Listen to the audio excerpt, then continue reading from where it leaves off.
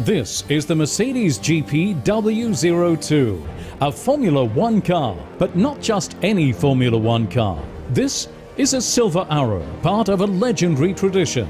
They've thrilled fans for over 75 years, driven by heroes of their time, be it Juan Manuel Fangio or Sterling Moss, Michael Schumacher or Nico Rosberg. Only the best drive a Silver Arrow, then as now.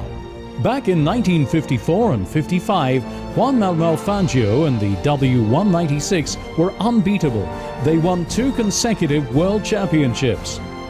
Drum brakes, 2.5-litre normally aspirated engine, water cooling, top speed, 280 kilometers per hour.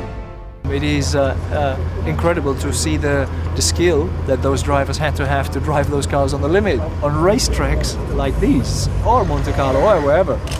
But to compare it to nowadays, it's obviously very different, but certainly no less fun. How does the W196 feel? What's it like to drive? Nico Rosberg and Michael Schumacher tackle a legendary Silver Arrow. It was unique in Formula One, 2 bodywork styles on one car, with the open wheel and Streamliner versions. The Streamliner was more aerodynamically efficient, specifically developed for high-speed circuits like Monza. Otherwise, the cars were almost identical. Straight 8 front-engine design, 280 horsepower, 5-speed manual transmission. Well, it's like a go-kart. You know, you're high up, you see a lot, very lot of horsepower. For sure not much grip, you know, compared to what we're used to, so you can easily slide and everything. Just great. It's pretty much impressive to see the technical aspect, the power, the brakes that they have been able already in these days, in 1954, to provide the race drivers. One driver from that glorious era was the young German Hans Hermann. With teammates Juan Manuel Fangio, Karl Kling, Sterling Moss, they left the competition in their wake. They were regarded as unbeatable. The Silver Arrows won 9 races from 12 starts.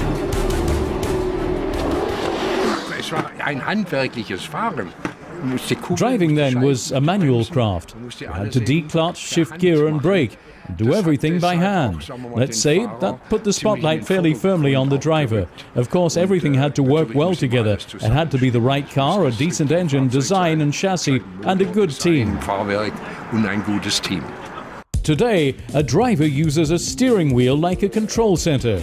It regulates the car's fuel mixture, pit radio, and even the KERS hybrid system. Back then, the wheel merely served its primary purpose, steering. 42.5 centimeters in diameter, a wooden rim which was 2.4 centimeters thick. In 2011, the drivers lie prone in the cockpit and achieve top speeds of 350 kilometers per hour. But that's only 70 kilometers per hour more than in 1955. Sitting upright with an extra large steering wheel.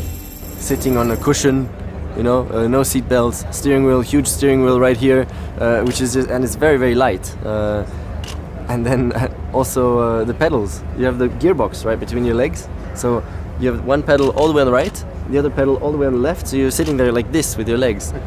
And here's the throttle and brake, and there's the clutch. And that's so awkward, but then when you're driving, get used to it very quickly.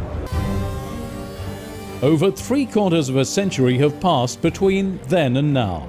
In this time, one thing never changed: the spirit of the Silver Arrow. It makes this car what it is, a motor racing legend.